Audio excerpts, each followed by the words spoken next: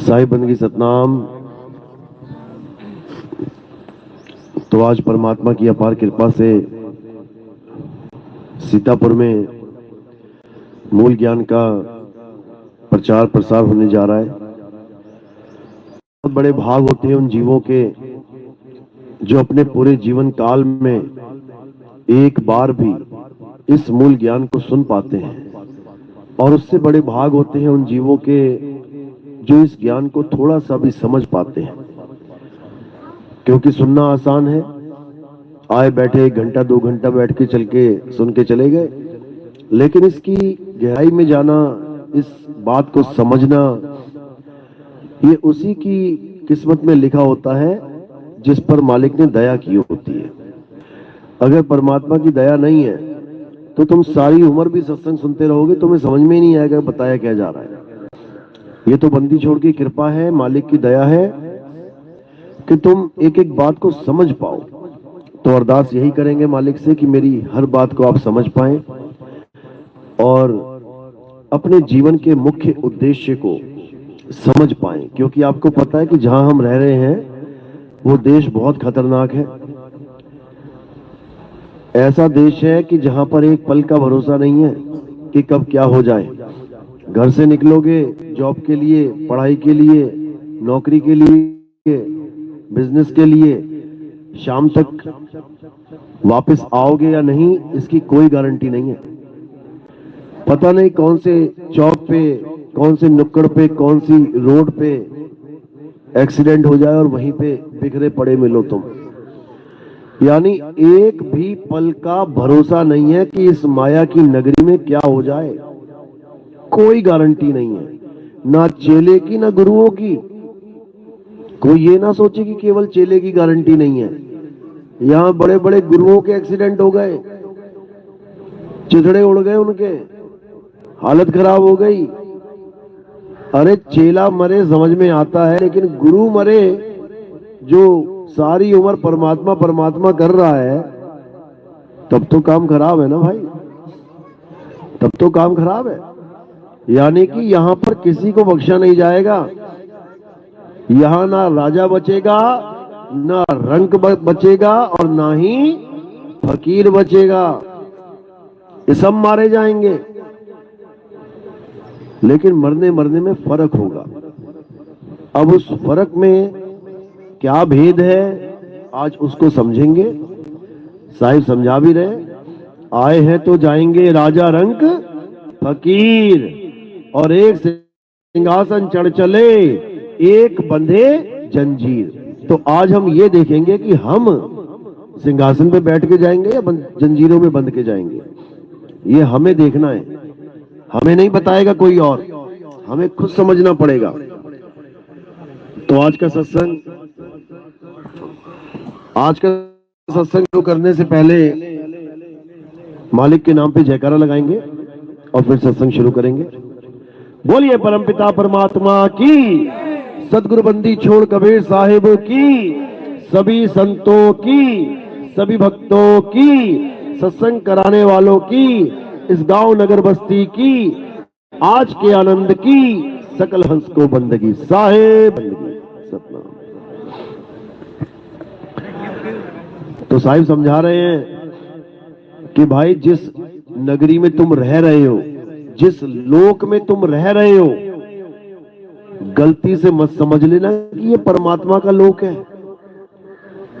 गलती से मत समझ लेना कि ये दुनिया परमात्मा ने बनाई है। गलती से भी। क्यों? क्योंकि इस नगरी में एक पल का भरोसा नहीं कि तुम्हारे साथ कब क्या हो जाए। एक पल का भरोसा नहीं कब कहां भूकंप आए और पूरा शहर धंस जाए। छोटे छोटे बच्चे, मियां बीवी, बाप, बूढ़ी मां, सब मर जाएंगे, एक भी नहीं बचने का। अगर ये दुनिया परमात्मा ने बनाई होती तो इतना निर्दयी तो नहीं था परमात्मा कि सबको ऐसी नगरी में भेज दे जहां पर चारों तरफ हाहाकार है। अभी जंगल में आग लगे तो लाखों पेड़ पौधे, लाखों पशु पक्षी स्वाहा हो जाते हैं। किसके बच्चे हैं वो? मालिक की है ना। तो मालिक ऐसी दुनिया बनाएगा जहां पर पल का भरोसा नहीं है, तुम्हारी हालत खराब हो जाए। परमात्मा ऐसी दुनिया नहीं बनाता भाई। ये दुनिया किसने बनाई है? कबीर साहब समझा रहे हैं, साधो निरंजन जाल पसारा। ये निरंजन भगवान की दुनिया है, यहां किसी को नहीं बख्शा जाता। क्या छोटे छोटे जीव और क्या बड़े बड़े देवता, यहां कोई नहीं बख्शा जाता। कोई भी ग्रंथ पढ़ के देख लेना, सब धार्मिक ग्रंथ पढ़ के देख लेना, तुम्हें पता लग जाएगा ऋषि मुनियों का क्या हाल हुआ है। हजारों हजारों साल तपस्या करने के बाद दोबारा जानवरों की योनियों में भ्रमण किया उन्होंने। तो तुम्हारा और हमारा क्या हाल होगा जो कोई तपस्या नहीं, कोई भक्ति नहीं करते। इसलिए कबीर साहब समझा रहे हैं कि ये तीन लोक की रचना ये काल भगवान की है, गलती से मत मान लेना कि परमात्मा की है। और जो लोग ये कहते हैं कि ये परमात्मा ने दुनिया बनाई है, तो पूछ लेना उनसे, क्या वापस आना चाहते हो? भाई परमात्मा ने क्या सदा यहां रहना चाहते हो? तो क्यों भागने की कोशिश करते हो? क्यों मुक्ति मुक्ति लगा रखा है? क्यों भक्ति भक्ति लगा रखा है? भक्ति से तो मुक्ति होती है। मुक्ति किससे चाहिए? संसार से चाहिए। एक भी संत बता दो जो ये कहता हो कि बार बार संसार में आओ। सारे संत यही समझा रहे हैं कि संसार से पीछा छुड़ाओ और परमात्मा के घर जाओ। तो भाई ये परमात्मा का घर नहीं है तो फिर किसका घर है? ये भी तो बता दो। ये क्यों नहीं बताते? तुम्हें मुक्ति मुक्ति मुक्ति का संदेश दे रखा है, लेकिन ये बंधन डाला किसने है? ये क्यों नहीं बताते? कैदी को मुक्ति का झांसा देख के लाखों करोड़ों रुपए इकट्ठा किए जा रहे हैं, बड़े बड़े आश्रम बनाए जा रहे हैं, और ये नहीं बता रहे कि तुम्हें बंधन में किसने डाला है। क्योंकि ये बता देंगे तो वो नाराज हो जाएगा और फिर इनके पीछे पड़ जाएगा। उसका नाम क्या है? अलख निरंजन। समझ लो, ये अलख निरंजन ही सृष्टि को बनाता है। और जब ये सृष्टि को बनाता है उससे पहले ब्रह्मा विष्णु महेश भी नहीं होते हैं। समझ लो, सृष्टि बनाएगा तो पहले ब्रह्मा महेश को बनाएगा, उसके बाद सृष्टि की रचना होगी। क्योंकि सत्वगुण रजोगुण तमोगुण इनके बिना सृष्टि बनी नहीं सकती। और ये कौन है? इन्हीं को ही ब्रह्मा विष्णु महेश कह दिया जाता है। रजोगुण यानी ब्रह्मा जी, सतोगुण यानी विष्णु जी, तमोगुण यानी शंकर जी।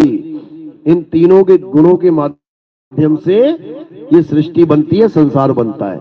और जब ये संसार खत्म होता है तो इन तीनों को फिर से विलीन कर दिया जाता है। अब पूछोगे कहां लिखा है? तो श्रीमद् देवी भागवत महापुराण उठा के पढ़ लेना, तुम्हें पता लग जाएगा कि ब्रह्मा विष्णु महेश की उत्पत्ति होती कहां से है। जो कई लोग ये मान के बैठे हैं ना कि ब्रह्मा विष्णु महेश जी ही सबसे बड़े भगवान हैं, उनको पैदा किया जाता है भाई। श्रीमद् देवी भागवत पढ़ के देख लेना, नहीं तो गूगल पे सर्च कर लेना, वीडियो देख लेना, कोई नाटक बहुत से चले हैं इन्हीं पुराणों के आधारों पे, देख लो, लग जाएगा पता। तो ये सृष्टि किसकी है? ये अलख निरंजन की है। किसके द्वारा बनाते हैं? माया के द्वारा बनाते हैं। माया किसके द्वारा बनाती है? तीन गुणों के द्वारा बनाती है, इसलिए त्रिगुणी माया कहते हैं इसको। त्रिगुणी माया कह रहे ना, माया महाठगनी हम जानी, अरे त्रिगुण फांस लिए कर डोले, बोले माधुरी वाणी, माया महाठगनी हम जानी। तो ये माया ठगनी है, ये माया का संसार है, माया का जगत है। जो तुम्हें ये कहे कि ये संसार परमात्मा ने बनाया है, बस उसको एक बात पूछ लेना कि क्या तुम इस संसार में बार बार आना चाहते हो? तुम्हारे परमात्मा ने बनाया है तो फिर जवाब देख लेना क्या देता है। क्योंकि अगर जिसने ये मान लिया कि ये परमात्मा ने सृष्टि बनाई है, तो बेटा जहां आसा तहां वासा, वो इसी सृष्टि में बार बार आएगा, बार बार मां के गर्भ में उल्टा लटक के आएगा। कोई माई का लाल उसे बचा नहीं सकता। अब जिसने ये मान लिया कि ये हमारा देश नहीं है, तो साहिब क्या समझा रहे हैं उसके लिए? रहना नहीं देश, बेगाना है। अरे ये धरती कागज की पुड़िया, बूंद पड़े घुल जाना है, रहना नहीं देश बेगाना है। ये हमारा देश नहीं है भाई। हमारा देश क्या है? उसके नाम रखे संतों ने, सतलोक। नाम सुना ना, सतलोक। परमात्मा के देश का नाम रखा है संतों ने, सतलोक। और ये कौन सा लोक है? मृत्यु लोक। बताओ, अरे तुम्हें सतलोक और मृत्यु लोक में ही फर्क नहीं पता लग पा रहा है। तुम्हें काहे कि तुम संत हो, काहे कि तुम भगत हो, काहे कि तुम ज्ञानी हो। जो मृत्यु यानी साक्षात काल कहते हैं, मृत्यु को कहते हैं तेरी मृत्यु आने वाली है, तेरा काल आने वाला है। काल के लोक को परमात्मा का घर बना दिया इन लोगों ने। तो भाई आखिरी मौका है, समझदार को इशारा काफी होता है, और जो नहीं समझता है फिर उसको काल भगवान ही समझाता है। हमारे बस की बात नहीं है भाई, उसको काल भगवान ही समझाता है कि आ बेटा वापिस आ तू, कि तुझे पूरे गुरु का सत्संग भी मिला, तुझे सारे भेद भी समझाए और फिर भी ना समझ पाया, बेटा अब तेरी क्लास अच्छे से लगेगी। तो इसलिए अब अच्छे से जान लो कि रहना नहीं देश बेगाना है। तो फिर कहां रहेंगे? अगर ये परमात्मा का देश छोड़ देंगे तो कहां रहेंगे? ये परमात्मा का देश नहीं है। कहां रहेंगे? अपने मालिक के देश में रहेंगे। उस देश का नाम क्या है? सतलोक। लेकिन वो वाला नहीं जो बाकी संत बता रहे हैं, वहां दूध की नदियां हैं, वहां सोने के महल हैं, सोने के पहाड़ हैं। ऐसा कुछ नहीं है सतलोक में, क्योंकि ये सब असत्य है। ये नदियां पहाड़ ये क्या है? ये माया है। कोई नदी नहीं है, कोई पहाड़ नहीं है, तो क्या है? कहां रहेंगे? कहते कहे कबीर सुनो भाई साधो, सतगुरु नाम ठिकाना है, रहना नहीं देश बेगाना है। यानी हम कहां रहेंगे? हम मालिक के नाम में रहेंगे, हम उसके नाम में रहेंगे। अब कोई सोचे नाम में कैसे रहेंगे? नाम तो कितने सारे हैं, राम, अल्लाह, वाहेगुरु, गॉड, कबीर। कौन से नाम में रहेंगे? हिंदी के नाम में रहेंगे, पंजाबी के? ये वाले नाम नहीं है भाई, ये वाले नाम नहीं है। नाम क्या है समझ लो, नाम हमारा सत्य स्वरूप है। ये काया हमारी असत्य स्वरूप है। काया खत्म हो जाएगी और नाम कभी खत्म नहीं होगा। इसलिए कहते हैं राम नाम सत्य है। राम नाम का मतलब रा और मां नहीं, जो लिखा जा रहा है दीवारों पे, जो लिखा जा रहा है कॉपी पे, जो लिखा जा रहा है कागज पे, वो तो मिटा भी सकते हो तुम, लिख दो मिटा दो, तो सत्य कहां रहा? सत्य को कोई नहीं मिटा सकता। इसीलिए गुरु ग्रंथ साहब में कबीर साहब ने बोला, ओंकार आदि में जाना, और लिखे और मेटे ताही ना माना। कहते मैं उस नाम को नहीं मानता जो किसी ने लिख दिया और मिटा दिया। मैं उस नाम को मानता हूं जो सत्य है, जिसको ना तो कोई लिख सकता है ना ही कोई मिटा सकता है। वो अलेख है, वो अबोल है, बोल नहीं सकते उसको। वो अकह है, उसको कह नहीं सकते। वो अनाम है, उसका कोई नाम नहीं है। ये सब नाम हमने दे रखे हैं। ये सारे भगवानों के नाम किसने दिए? इनको इंसानों ने दिए। कैसे दिए? अक्षरों की वजह से दिए। जैसे भगवान राम, उनको किसने नाम दिया? उनके पिताजी ने, दशरथ जी ने राम का नाम राम जी को दिया। कितने नाम रखे राम जी के? एक नाम। अभी तुम गूगल पे सर्च करो, भगवान राम के 108 नाम, देखो धड़ाधड़ नाम आ जाएंगे तुम्हारे सामने। अब ये किसने रखे हैं? दशरथ ने तो नाम नहीं रखे, वो तो एक ही नाम रख के चले गए। ये किसने रखे हैं? ये तुमने, हमने, हमारे जैसे भक्तों ने रख दिए। समझ लो। तो ये सारे नाम इंसानों ने बनाए हैं, लेकिन जो सच्चा नाम है, सत नाम, वो कोई इंसान बना ही नहीं सकता। वो लिखने में आ ही नहीं सकता, वो पढ़ने में आ ही नहीं सकता, क्योंकि वो सतनाम क्या है? वो आत्मा है। उस आत्मा को जानो, वही आत्मा सत्य है, उसी को राम नाम सत्य कहते हैं। ये रा और मां को नहीं, ये तो अक्षरों के बाद बनाए। जब आदि मानव था, 5वीं कक्षा में पढ़ा ना आदि मानव, जब आदि मानव था तो कोई भी अक्षर नहीं था, कोई अक्षर नहीं था उसके पास। ना कोई कपड़े थे, नंगा घूमता था बेचारा, ना कोई मकान दुकान, ना कोई खेत खलिहान, कुछ नहीं, जानवरों की तरह रहता था। पत्थर को टकरा टकरा के आग जलानी सीख रहा था। आग मिल भी गई, लेकिन आग का नाम भी नहीं रखना पा रहा था। क्यों? क्योंकि अक्षर ही नहीं थे। धीरे धीरे धीरे बुद्धि विकसित हुई, आदि मानवों ने अक्षरों की खोज करी। जैसे आग की खोज करी, वैसे ही अक्षरों की खोज करी। तो जैसे ही अक्षरों की खोज करी तो क्या हुआ? हिंदुस्तान के आदि मानवों ने 52 अक्षर खोज दिए। आ ई ई उ ऊ का खा गा चा छा जा। और अंग्रेज आदि मानवों ने 26 अक्षर खोज लिए, ABCDEFG। अरब वाले आदि मानवों ने अपनी भाषा के अक्षर खोज लिए। जापान के, ताइवान के, चीन के, कोरिया के, अलग अलग देशों में जो लोग रहते थे, अपनी अलग अलग भाषाओं के अक्षर खोज लिए। तभी तो इतनी सारी भाषाएं हैं। अगर परमात्मा ने बनाई होती तो एक ही होती। तो अलग अलग भाषाएं बनाने के बाद क्या हुआ? ये सारे संसार के नाम, जितनी भी वस्तुएं हैं, उसके नाम रखना उस आदि मानव ने शुरू कर दिया। हमने रखा पेड़, उसने रखा ट्री। हमने रखा धरती, उसने रख दिया अर्थ। हमने रखा पानी, उसने लिख दिया वाटर। हमने कहा हवा, उसने कह दिया एयर। हमने कहा आग, उसने कहा फायर। यानी जैसे नाम हमने रखे अपनी अपनी भाषाओं में, अंग्रेजों ने भी रख लिए, जापानियों ने भी रख लिए, इटली, जर्मनी, फ्रांस, ताइवान, सारी भाषाओं के नाम रख दिए गए। तभी तो मैच नहीं होते एक दूसरे से। अभी अपने ही भारत का कोई कन्नड़ या कोई तमिल या कोई तेलुगु बोलने वाला यहाँ आके अपनी भाषा बोलने लग जाए ना, तो तुम कहोगे क्या बोल रहा है ये? पूछोगे ना कहां से आए हो? इंडिया का हूं मैं। तुम भी इंडिया के हो। इंडिया में रह के इंडिया वाला इंडिया वाले की भाषा ना समझ पा रहा है। क्यों? क्योंकि उन्होंने अपनी भाषा का विस्तार किया, अपने अपने अक्षर बनाए।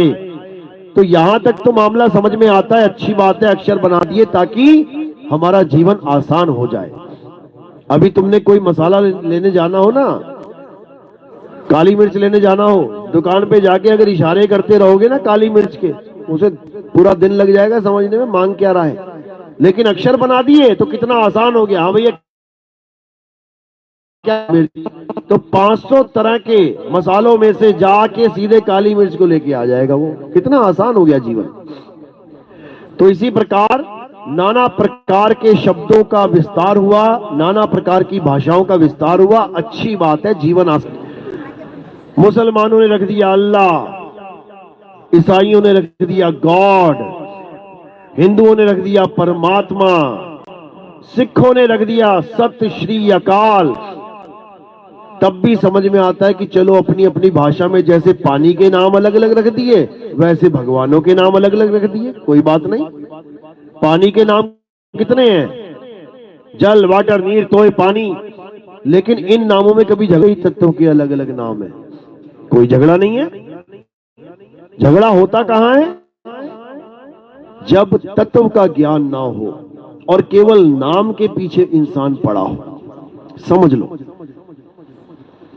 मैं मलेशिया गया, उस पे लिखा था 1 लीटर सूसू। अब मैंने कहा यार ये क्या है भाई? तो मैंने वहां पूछा, मैंने कहा ये क्या लिखा है? कह रहा सूसू। मैं सूसू? कह रहा हाँ, मिल्क को सूसू कहते हैं यहाँ पे। मैं इंडिया में मत बोल देना कि 1 लीटर सूसू चाहिए, पता नहीं क्या पिला देगा तुम्हें वो। कह रहा क्यों, ऐसा क्या है? सूसू इज यूरिन। बड़ा हंसा वो, क्या बात कर रहे हो? अब यह है तत्व ज्ञान, यानी उसका नाम सूसू है, इससे हमें कोई फर्क नहीं पड़ा, हमें दूध चाहिए था, मिल गया। अब चाहे तू उसको सूसू बोल, चाहे उसको जो मर्जी बोल, तेरा मन की खेल है, अलग अलग भाषाओं का खेल है, कुछ मर्जी बोल। तो यहां पर कोई झगड़ा नहीं है अगर तत्व ज्ञान है तो, और तत्व ज्ञान नहीं है तो फिर देख लेना क्या होता है, फिर समझ में आ जाएगा तुम्हें क्या होता है। लठ बजते हैं ये जितने भी दुनिया में झगड़े हो रहे हैं ना धर्म के नाम पे, ये लठ क्यों बज रहे हैं? क्योंकि उनको नहीं पता कि सुसु मतलब क्या, खेल खत्म हो जाएगा।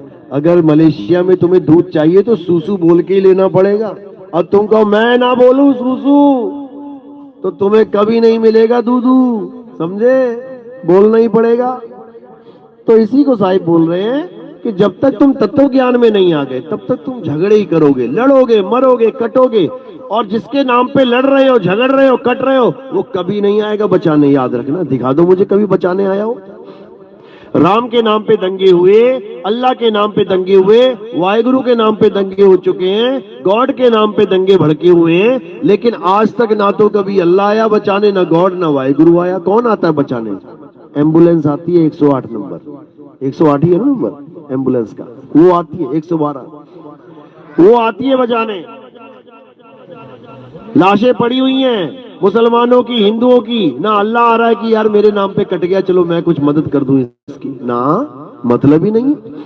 अरे तुम्हारे नाम पे अगर तुम्हारा नौकर भी कहीं लड़ रहा हो ना कि मेरे मालिक को तूने ऐसा कैसे कह दिया, और वो मार खा रहा हो, तो तुम भी खड़े हो जाओगे आके कि यार ये मेरे लिए लड़ रहा है।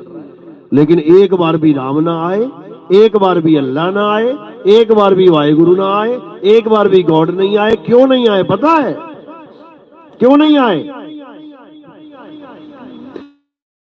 क्योंकि वो चार है ही नहीं, वो एक ही है, और उनको इससे मतलब नहीं है कि तुम उसके नाम पे भक्ति कर रहे हो कि तुम उसके नाम पे लड़ रहे हो। उसको क्या पड़ी?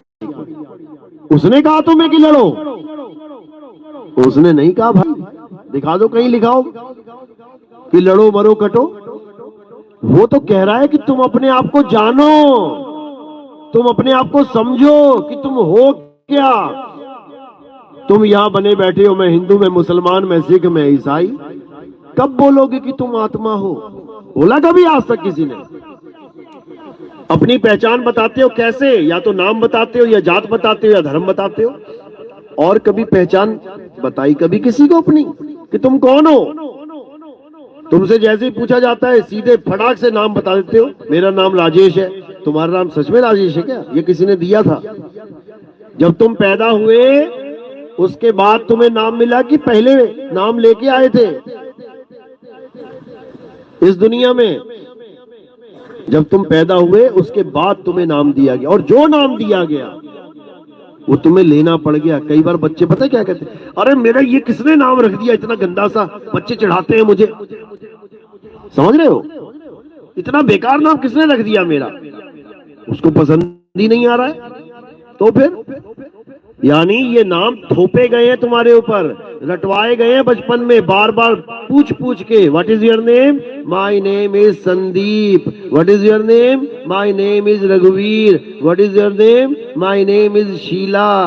ये नाम रटवाए गए हैं तुम्हें, और रटवा रटवा के जब तुम सही जवाब देने लग गए, अब निश्चिंत हो गए। हाँ, अब इसके दिमाग में चिपक गया कि इसका क्या नाम है। अब ये नहीं भूलेगी, अब नहीं भूलेगा, और नहीं भूलते हो तुम लोग मरते दम तक। मैं रघुवीर, मैं सुनील, मैं ये, मैं वो। कभी नहीं तुम जान पाओगे कि मैं आत्मा। कौन बताएगा ये? ये तुम्हें तत्वदर्शी संत बताएगा कि बेटा तुम ये नहीं हो जो तुम अपने आप को मान बैठे हो, तुम एक आत्मा हो। पढ़ो गीता, क्या बोलते हैं? हे अर्जुन, तू, मैं और ये राजा महाराजा, ये जितने भी दिखाई दे रहे हैं, ये शरीर नहीं है, ये आत्मा है। हम और तुम आत्मा है।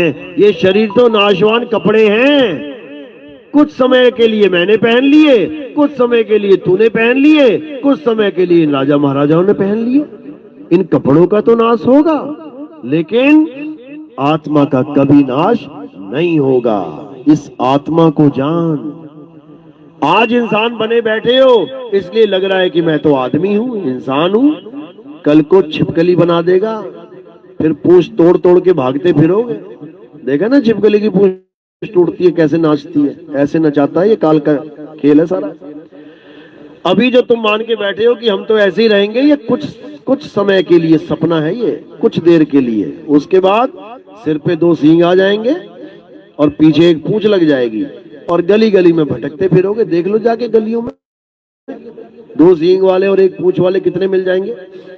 फिर लोग तुम्हें देखेंगे भटकते हुए, रोगे लेकिन कोई तुम्हारी आंसू की कदर नहीं करेगा। देख लो किसी गाय की आंखों में ऐसी धारा बह रही होगी कि पूरा निशान पड़ चुका होगा। देख लो हंस रही है कि रो रही है। 33 करोड़ देवता कहते हैं गाय के अंदर है, देख लो रो रही है कि हंस रही है, लग जाएगा पता। वो रो रो के समझा रही है कि बेटा तू भक्ति कर ले, तू ना फंस जाना कहीं गाय बन गया दोबारा। बस पूजा ही होती है, वो भी एक दिन। बाकी जब मैं चारा खाने जाती हूँ किसी खेत में डंडे पड़ते हैं, समझ लो। तो इसी प्रकार 84 में जाने से बचना है तो आत्मज्ञान को जानना है, क्योंकि 84 में केवल पत्थरों की पूजा होती है, जानवरों की नहीं। समझ लो, शंकर जी के सांप को दूध पिला देंगे, पत्थर के सांप को, और जब वही शंकर जी का सांप घर में घुस जाएगा ना तो लाठियां पड़ेंगी, कुचल कुचल के मारे जाओगे। चूहा गणेश जी को लड्डू खिलाया तो चूहे के लड्डू को भी, चूहे का जो पत्थर का चूहा उसको भी लड्डू खिला दोगे जाके, और जब घर में चूहा निकलेगा उसी लड्डू में जहर डाल के खिला दोगे, मार दोगे उसको। नंदी के कान में जा जाके अपनी इच्छाएं बताओगे, अपनी ख्वाहिशें बताओगे, जब असली नंदी आ जाएगा ना खेत में डंडे मार मार के भगाओगे। तो भाई यहाँ पर जीवित की कोई कदर नहीं है, यहाँ पत्थरों की पूजा चलती है, यहाँ निर्जीव की पूजा है। निर्जीव को भगवान मान बैठे हैं, लेकिन जीवित की यहाँ कोई पूजा नहीं है, दुर्दशा है। इसलिए कबीर साहब समझा रहे हैं कि इससे पहले कि तुम्हारी दुर्दशा हो जाए, दोबारा 84 में चले जाओ, जाग जाओ, जाग जाओ। साहिब कह रहे हैं 184 भटक के पौ पे अटके आए, अब की पासा ना पड़ा तो फिर 84 जाए। अब की पासा नहीं पड़ा ना, ये गेम चल रही है, खेल चल रहा है, जुआ चल रहा है, ये समझ लो। अब भी पासा नहीं पड़ा तो पांडवों जैसा हाल हो जाएगा। हुआ था ना पांडवों का हाल पासे के चक्कर में, वो तो चलो फिर भी जीत गए लास्ट में, तो तुम नहीं जीत पाओगे। वो तो भगवान कृष्ण खड़े थे उनके साथ, इसलिए जीत गए, तुम नहीं जीत पाओगे, क्योंकि तुम जानते ही नहीं हो कि तुम्हारा रखवाला है कौन। रखवाला साथ खड़ा हो तो जीत सकते हैं, लेकिन तुम्हें रक्षक और भक्षक में फर्क ही नहीं पता, जीतोगे क्या। जो भक्षक है, जो दुनिया का नाश करने वाला है, जो जीवों को 84 में डालने वाला है, उसको तो तुम भगवान बता रहे हो, उसको तो तुम परमात्मा बता रहे हो, तो बचाएगा कौन। बकरा कसाई पर ही भरोसा कर ले तो उसे छुड़ाएगा कौन। जो बकरे को मार रहा है, बकरा उसी को भगवान बता रहा है। बताओ, गाने भी गा रहा है, मारने वाला है भगवान, बचाने वाला है भगवान। अरे भाई, मारने वाला भगवान, बचाने वाला भगवान, ये एक नहीं है। बचाने वाला मारने वाले से बड़ा होता है, बड़ा होता है। तुम्हें एक आदमी घसीट घसीट के मारे और एक आदमी आके बचा ले, तो किसके पैर पड़ोगे, किसकी तारीफ करोगे, किसका गुणगान गाओगे। जो तुम्हें मार रहा है उसका गाओगे क्या? बिल्कुल नहीं। तो साहिब कह रहे हैं, जो भक्षक तहां ध्यान लगाई और जो रक्षक उसे चीन ना पाई। जो तुम्हारी रक्षा करने के लिए बैठा है उसको तो तुम जान नहीं पा रहे हो, और जो तुम्हारा भक्षण कर रहा है और दिखा दिखा के खा रहा है, ऐसा नहीं कि छुप छुप के खा रहा है, दिखा दिखा के खा रहा है।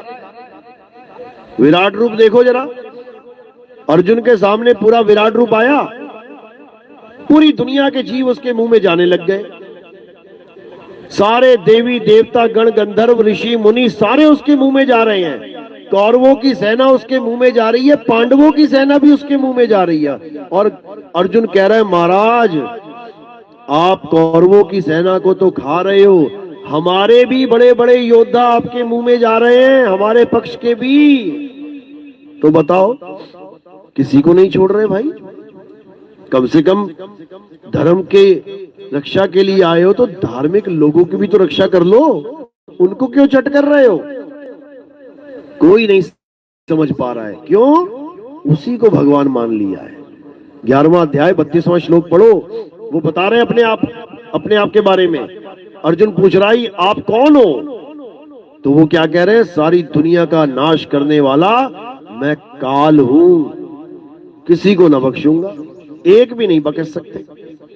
सब मरेंगे, सब मेरे ही द्वारा मारे जाते हैं। इस दुनिया को पैदा करना और इस दुनिया का नाश करना मेरा ही काम है। मेरे अलावा कोई किसी को नहीं मार सकता। तो अभिमन्यु को किसने मारा?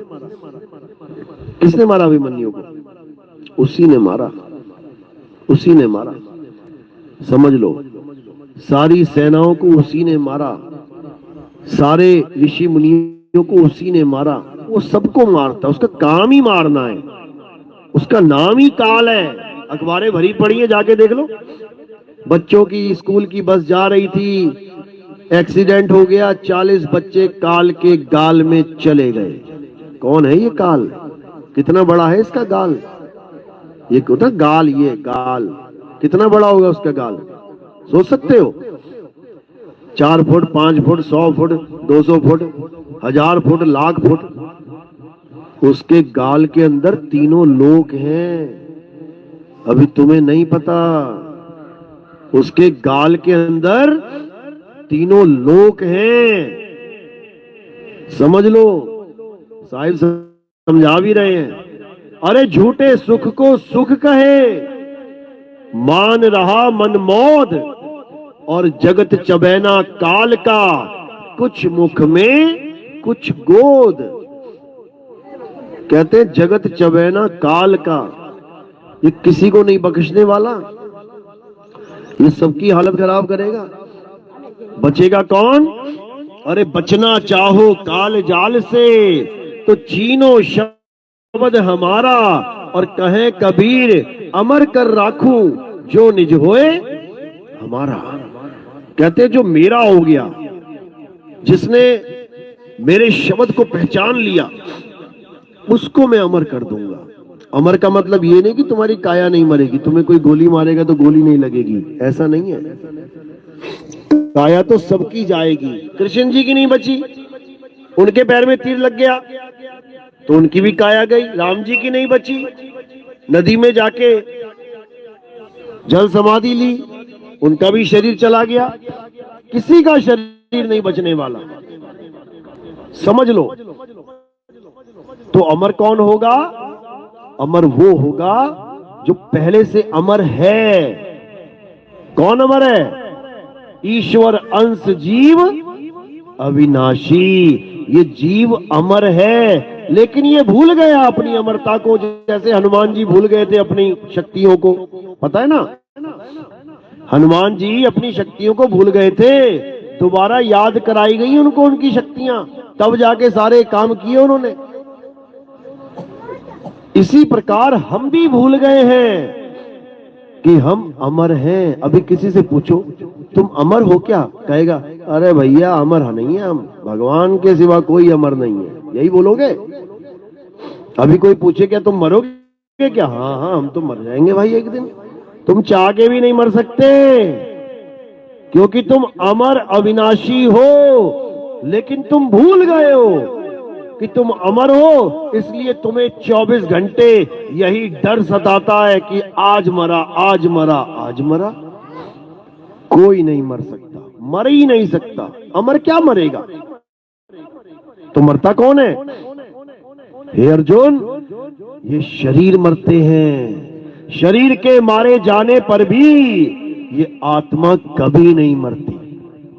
तो क्या करना है अब नाशवान शरीरों को छोड़ के अविनाशी आत्मा को जानना है। और कैसे जानेंगे? हे अर्जुन, अगर तुम अविनाशी आत्मा को जानना चाहते हो, अगर तुम इस तत्व को जानना चाहते हो, तो क्या करो? अध्याय 4 34वां श्लोक, हे अर्जुन, तुम ऐसे तत्वदर्शी संत, उनको दंडवत प्रणाम करो, सेवा करो, छल कपट से रहित होकर उनसे ज्ञान प्राप्त करो, जिससे तुम्हें आत्मा का बोध हो जाएगा। एक बार आत्मा का बोध हो जाने के बाद तुम कभी अज्ञान को प्राप्त नहीं कर पाओगे। यानी एक बार तुम्हें पता लग गया कि आत्मा क्या होती है, मेरा स्वरूप क्या है, उसके बाद तुम कभी सोच भी नहीं सकते कि तुम एक शरीर हो। अभी तो पूरा मान के बैठे हो कि मैं तो आदमी हूं, मैं तो औरत हूं, मैं तो बच्चा हूं, मैं तो जवान हूं, मैं तो बूढ़ा हूं। जैसे ही तुम्हें आत्मा का ज्ञान हो जाएगा, उसके बाद ये माया का चक्कर खत्म हो जाएगा। कोई बूढ़ा नहीं, कोई जवान नहीं, कोई आदमी नहीं, कोई औरत नहीं, फिर तुम केवल और केवल आत्मा हो जाओगे। तब समझो कि अब हुआ आत्मज्ञान। इसी का जिक्र साहिब बार बार समझा रहे हैं। जल में मीन प्यासी, मोह देखत आवे हासी, आत्म ज्ञान बिना नर भटके, कभी काबा कभी काशी। कौन से ज्ञान के बिना? आत्म ज्ञान। और तुम्हें क्या मिल रहा है गुरुओं के पास? मंत्र ज्ञान। मंत्र। कबीर पंथी है तो कहेगा कबीर कबीर जप लो, सतनाम सतनाम जप लो। हिंदू है तो कहेगा राम राम जप लो। मुसलमान है तो कहेगा अल्लाह अल्लाह जप लो। सिख है तो कहेगा वाहेगुरु वाहेगुरु जप लो। ईसाई है तो कहेगा गॉड गॉड जप लो, यीशु यीशु कर लो। इससे कुछ होने वाला नहीं है। पानी पानी जप लो, चाहे वाटर वाटर जप लो, चाहे जल जल जप लो, चाहे नीर नीर तोय तोय जप लो, गला गीला होने वाला नहीं है। कब गीला होगा? जब तुम तत्व को ग्रहण करोगे। और तत्व क्या है? H2O, हाइड्रोजन के 2 और ऑक्सीजन का 1 मॉलिक्यूल जब मिल जाता है तो पानी तत्व तैयार हो जाता है। अब हाइड्रोजन ऑक्सीजन क्या है? गैस है। दोनों 2 गैसें मिलके एक लिक्विड तैयार करती हैं, उसका नाम है पानी, जल, वाटर, नीर, तोए। जितने मर्जी देशों में जाके अलग अलग नाम पता कर लो। तो गला गीला करना किसी नाम के बस की बात नहीं है, तत्व के बस की बात है। समझ लो, एक पानी गिलास में पड़ा है और एक पानी मुंह में पड़ा है। मुंह वाला पानी अंदर से बाहर जाएगा, यानी पानी शब्द देखो अंदर से आ रहा है, पानी अंदर से बाहर चला गया। और जो असली पानी है वो कहां जाएगा? वो बाहर से अंदर आएगा। पी के देख लेना, बाहर से अंदर जाएगा। तो नकली पानी क्या है? जो मुंह से निकल रहा है। और असली पानी क्या है? जो मुंह के अंदर जाएगा। दोनों उलट हैं। तो असली नाम क्या है? जिससे तुम्हारी आत्म तृप्ति होगी। और नकली नाम क्या है? जो भाषाओं के आधार पे, अक्षरों के आधार पे, जीव होठ कंठ के आधार पे तुमने बना लिए हैं करोड़ों नाम। तो साहिब एक ही वाणी में सारे नामों का खेल खत्म करते हैं। अरे कोटि नाम संसार में, इनसे मुक्ति ना होए, और गुप्त नाम सतपुरुष का बूझे बिरला कोई। वो बूझने की चीज है। जैसे पहेली बूझते हैं ना, बूझो तो जाने। अखबारों में आता था पहले कॉलम एक, अब आता नहीं आता पता नहीं। हमारे टाइम में आता था बूझो तो जाने, और 5 पहेलियां लिखी होती थी उसमें। अब बूझते रहो बैठे बैठे, जपना थोड़ी नहीं है। विवेक करी उतरो भवजल पार, सतगुरु का उपदेश यही। ये सतगुरु का उपदेश है कि पहेली बूझो कि सतनाम क्या है, सच्चा नाम क्या है। झूठे नाम की तो बाढ़ आई हुई है, करोड़ों नाम है, करोड़ों। समझ लो किसने बनाए हैं? इंसानों ने बनाए हैं। इनको नकली क्यों कहता हूं मैं नामों को, समझ लो। नकली क्या होता है, असली क्या होता है? जो प्राकृतिक है वो असली है, और जो इंसान ने बनाया वो नकली है। एक प्राकृतिक नहर बनी, वो असली है। एक आदमी ने बनाई, वो नकली है। एक प्राकृतिक झरना है, वो असली है। अब एक आदमी ने बना दिया, मोटर से पानी चढ़ा दिया, ऊपर से नीचे गिरा दिया। चीन में एक झरना था, दुनिया का सबसे ऊंचा झरना बनाया, बोला उसको, ठीक है, अच्छी बात है। एक आदमी ने चढ़ के देखा, वो चढ़ता चला गया, ऊपर देखा पाइपें लगी पड़ी हैं, पाइपों में से पानी फेंक रहे हैं वो, और बना दिया उसको दुनिया का सबसे ऊंचा झरना। जब पोल खोली तो थू थू होने लग गई हर जगह। क्यों? क्योंकि मैन मेड, नकली है, तालियां नहीं बजाई गई कि प्राकृतिक है। तो इसी प्रकार जो स्वयं से है वो असली है, और जो इंसानों के द्वारा बनाए जाए वो नकली है। तो ये सारे नाम किसने बनाए हैं? हर धर्म के भगवानों के नाम, हर जात पात में जितने भी पूजा पाठ हो रही है उसके नाम किसने बनाए? किसने बनाए? इंसान ने बनाए। इसलिए ये नाम नकली हैं।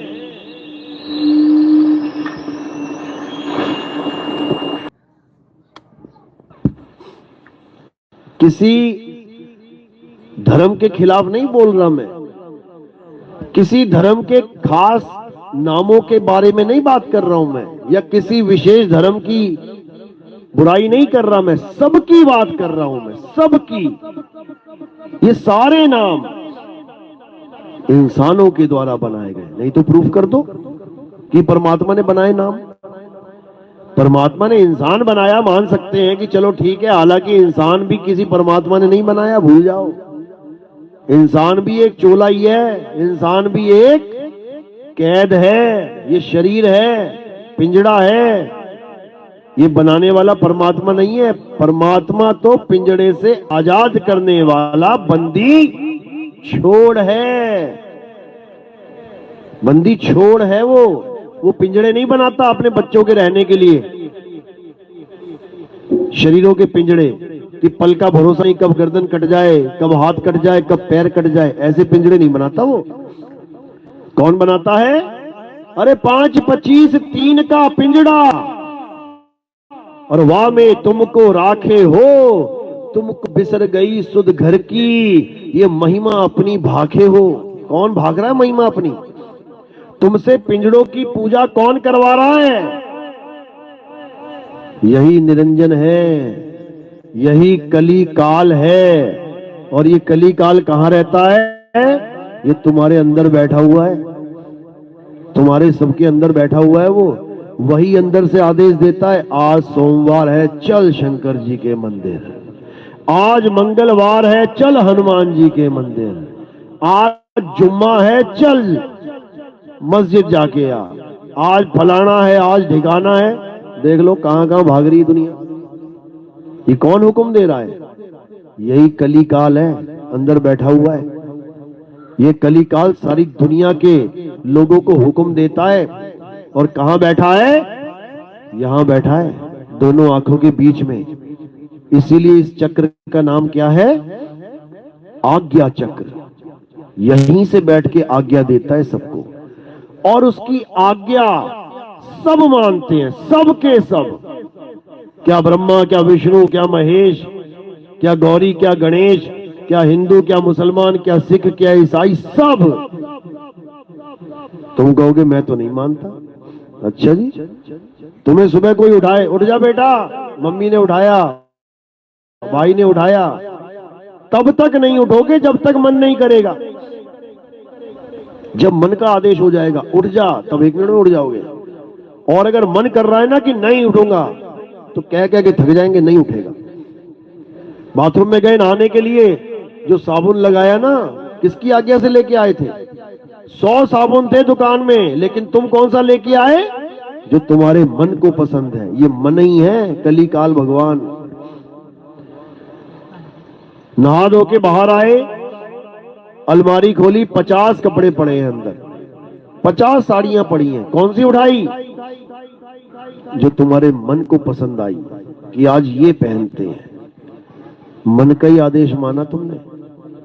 खाना क्या खाना है बेटा? अब जो मन में आएगा ना, जो मन पसंद है वो बताएगा। आज मटर पनीर बना लो, और तुमने बना दी ना कड़ी कड़ी, तो कहेगा अरे ये क्यों बना दिया, ये पता है मुझे पसंद नहीं है। कौन बोल रहा है? ये मन बोल रहा है अंदर से कि अबे कड़ी नहीं खानी थी, क्या बना दिया इसने।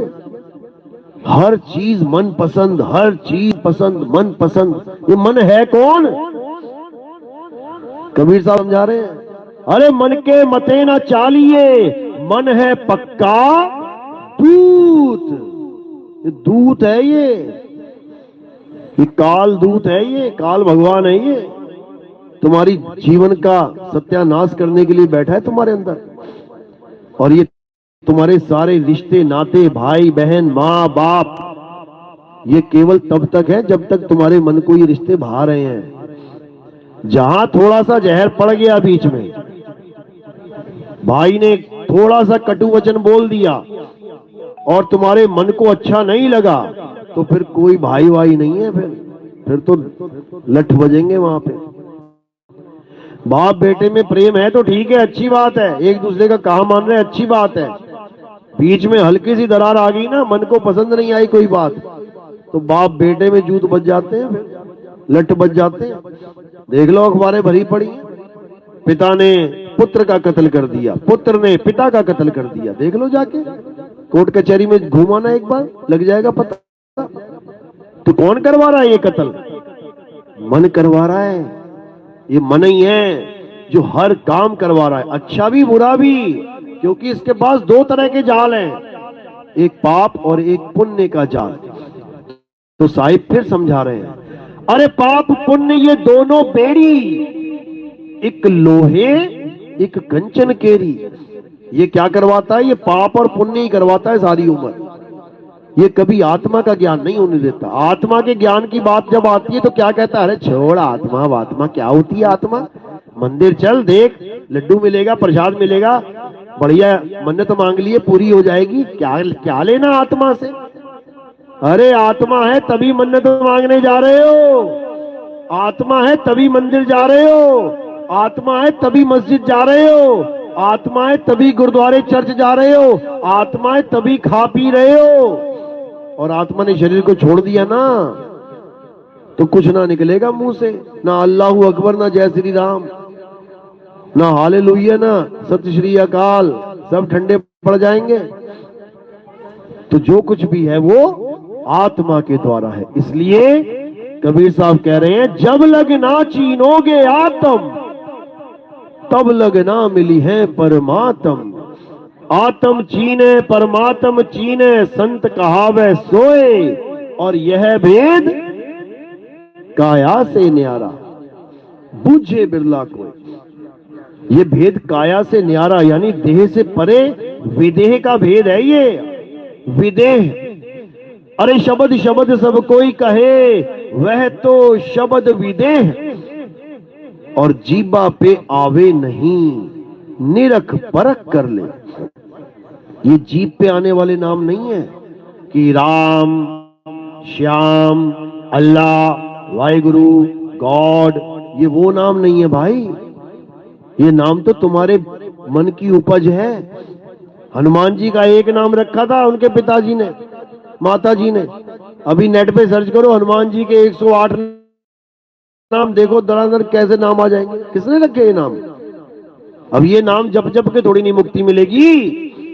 अरे वो एक युग था जब राम जी की जरूरत पड़ी तो आ गए अवतार लेके, उनके काम करने के लिए हनुमान की जरूरत पड़ी तो आ गए हनुमान जी। वो युग आया, काम खत्म हुआ, युग खत्म हुआ, वो लोग चले गए। अब थोड़ी नहीं वो आ जाएंगे, कितना ही पुकार लो। अगर वो आने वाले होते तो कृष्ण जी को आने की जरूरत ही ना पड़ती, उन्हीं राम जी के नाम से काम चल जाता। लेकिन नहीं चला काम, इसलिए आना पड़ा कृष्ण जी बन के। वही राम जी आए कृष्ण जी बन के। अगर उनके नाम से ही काम चल जाता तो उनको कृष्ण बनने की जरूरत क्या थी? अपने नाम से ही काम चला लेते, सारे भक्तों को सुख दे देते, लेकिन नहीं हो पाया तो कृष्ण बन के आना पड़ा। तो जब राम जी का नाम त्रेता के बाद द्वापर में काम नहीं कर पाया, कृष्ण जी को स्वयं बन के आना पड़ा उन्हें, तो कलयुग में राम और कृष्ण जी के नाम से कैसे काम बन जाएगा? बता दो जरा। कलयुग में भी वो आएंगे और तुम्हारे काम बनाने के लिए ही आएंगे, लेकिन तुम उसको पहचान नहीं पाओगे। क्यों? क्योंकि वो कोई देह धारण करके नहीं आएंगे। आएंगे वही, लेकिन देह धारण करके नहीं आएंगे। वो किस रूप में आएंगे? आत्म स्वरूप में आएंगे, आत्म देव बन के आएंगे। और तुम आत्मा को नहीं पहचान सकते, तुम्हारे बस की बात नहीं है। तुम केवल देह को पकड़ सकते हो, देह को समझ सकते हो, तुम आत्मा को नहीं समझ सकते। तो अगला जो अवतार है वो कल की अवतार है। राम और कृष्ण जी का समय गया, अब किसका समय है कलयुग में? कल की भगवान का समय है। और जब तुम्हें कल की भगवान के बारे में पता लग जाएगा कि वो क्या है, तब तुम्हें सारी कहानी समझ में आने लग जाएगी 10 अवतारों की, कि कैसे मछली से शुरुआत करते हुए कछुआ, कछुआ से आगे बढ़ते हुए वराह, वराह से आगे बढ़ते हुए नरसिंह अवतार, नरसिंह अवतार से आगे बढ़ते हुए वामन, वामन से आगे बढ़ते हुए परशुराम, परशुराम से आगे बढ़ते हुए राम, राम से आगे बढ़ते हुए कृष्ण, कृष्ण से आगे बढ़ते हुए महात्मा बुद्ध, और महात्मा बुद्ध से आगे बढ़ते हुए कल की अवतार आएंगे। अभी तुम्हें नहीं समझ में आ रही बात। और जब वो आएंगे तो पीछे के सारे 9 अवतारों की पूजा खत्म करवा देंगे, तब उसकी पूजा हो पाएगी, नहीं तो तुम कभी उसकी पूजा कर ही नहीं पाओगे। ये युग बदल जाएगा और तुम यही धक्के खाते रह जाओगे। कहते हैं बहुत बड़े भाग हैं उन जीवों के जो उनको जान पाएंगे, पहचान पाएंगे, उनकी पूजा कर पाएंगे। वो किसी घोड़े पे बैठ के नहीं आएंगे कि तुम घोड़े पे देखोगे, हाँ जी घोड़े पे आया है कोई तलवार लेके तो वो कल्कि है। ऐसा कोई कल्कि आने वाला नहीं है। कल्कि का मतलब समझ लो क्या है? कल्कि का मतलब है जिसमें कोई कलंक ना हो। कल्कि का मतलब है निष्कलंक अवतार। और ऐसी क्या चीज है जिसमें कोई कलंक नहीं लग सकता? आत्मा। आत्मा में कोई कलंक नहीं लग सकता। आत्मा को कोई शस्त्र काट नहीं सकता, आत्मा को अग्नि जला नहीं सकती, आत्मा को वायु सुखा नहीं सकती, आत्मा को जल भिगो नहीं सकता। ये आत्म देव ही कल की अवतार है। जिस दिन तुम्हें ये समझ में आ जाएगा उस दिन तुम आत्मा के दीवाने हो जाओगे। फिर शरीरों का मोह, शरीरों का बंधन नहीं रहेगा। फिर क्या हो जाएगा? इस देह से तुम्हारी मुक्ति हो जाएगी। क्यों? क्योंकि देह ही पिंजड़ा है। तोता कहां बैठा है अभी? पिंजड़े में। और पूजा किसकी कर रहा है? पिंजड़े की। राम जी के पिंजड़े की, श्याम जी के पिंजड़े की, हनुमान जी के पिंजड़े की। अरे ये शरीर ही पिंजड़ा है। अगर पूजा करनी है तो किसकी करनी है? आत्मा की। है अर्जुन, मैं ये नाशवान शरीर नहीं हूं। मैं ना पुरुष हूं, ना मैं स्त्री हूं, ना मैं नपुंसक हूं। ये तो मेरे कपड़े हैं। कभी मैं कोई कपड़ा धारण कर लेता हूं, कहीं मैं कोई कपड़ा धारण कर लेता हूं। मैं कपड़ा नहीं हूं, मैं एक आत्मा हूं। तो जो इस आत्म तत्व को जान लेता है, जो आत्मा को पहचान लेता है, वही कल की भगवान को जान सकते हैं। नहीं तो किसी की इतनी हैसियत नहीं है कि उनको कोई पहचान पाए। कोई नहीं पहचान सकता। तो इसलिए अब आत्मा को जानना है, आत्म ज्ञान को जानना है। अध्याय 3 17वां श्लोक यही समझा रहा है गीता का। हे अर्जुन, जो अपनी आत्मा में रमण करते हैं, जो अपनी आत्मा में तृप्त हैं, जो अपनी आत्मा में संतुष्ट हैं, उनके लिए कोई धार्मिक कर्म कर्तव्य लागू ही नहीं होता। उनको किसी मंदिर में जाके पूजा करने की जरूरत नहीं है, उनको किसी मस्जिद में जाके नमाज पढ़ने की जरूरत नहीं है, उनको किसी गुरुद्वारे या किसी चर्च में जाके कोई प्रेयर प्रार्थना करने की जरूरत नहीं है, क्योंकि वो जिस आत्म तत्व को प्राप्त कर लेते हैं उसी में राम छुपा है, उसी में अल्लाह छुपा है, उसी में वाहेगुरु और गॉड विराजमान है। लेकिन ये आम जीव नहीं समझ पाता। कैसे विराजमान है? जैसे तिल में तेल विराजमान है, दूध में घी विराजमान है, ऐसे विराजमान है मालिक तुम्हारे आत्मा में। तो कबीर साहब समझा भी रहे हैं, ज्यों तिल माही तेल है और ज्यों चकमक में आग, तेरा साईं तुझ में है, जाग सके तो जाग। सोते रह जाओगे नहीं तो जो बिरला होगा कोई हंस, वो जाग जाएगा, और जो सोते रह जाएंगे वो कहां जाएंगे? 84 की धार में बह जाएंगे।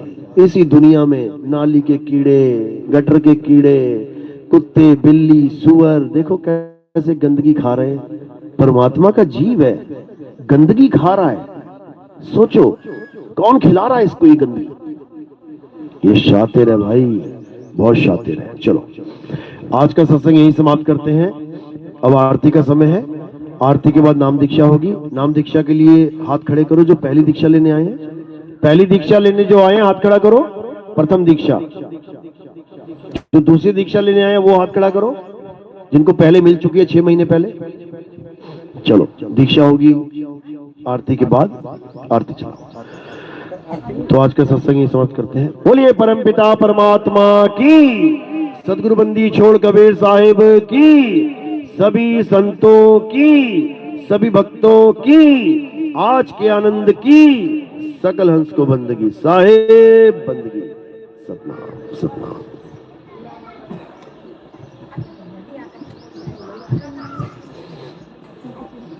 जय जय सत्य कबीर।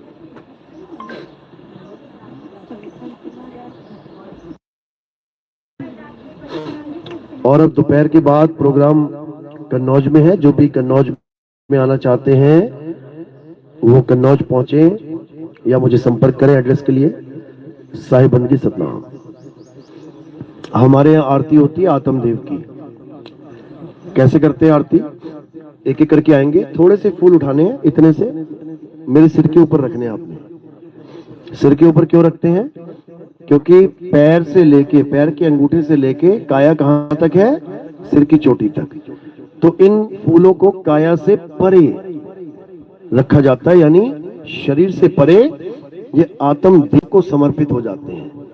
और कोई प्रचार में योगदान करना चाहता है तो वो सेवा केवल पैरों में रखनी है। कि आप अब हमारे टीवी में प्रोग्राम चल रहे हैं जिसके लिए लाखों रुपया हर महीने देना पड़ता, वो दे सकता है। हमने कोई आश्रम नहीं बनाया, लोगों के पैसों को इन मिट्टी, इन पत्थरों में, इन सीमेंट और सरिये में नहीं लगाया। हमारे जीवन का मकसद है कि आप सब तक ज्ञान पहुंचे। टीवी में प्रोग्राम चलता है, फ्री नहीं चलता भाई। टीवी में चलाते हैं प्रोग्राम, पैसा लगता है। और हमारा एक ही मकसद है कि ये ज्ञान पूरे विश्व में जन जन तक पहुंचे।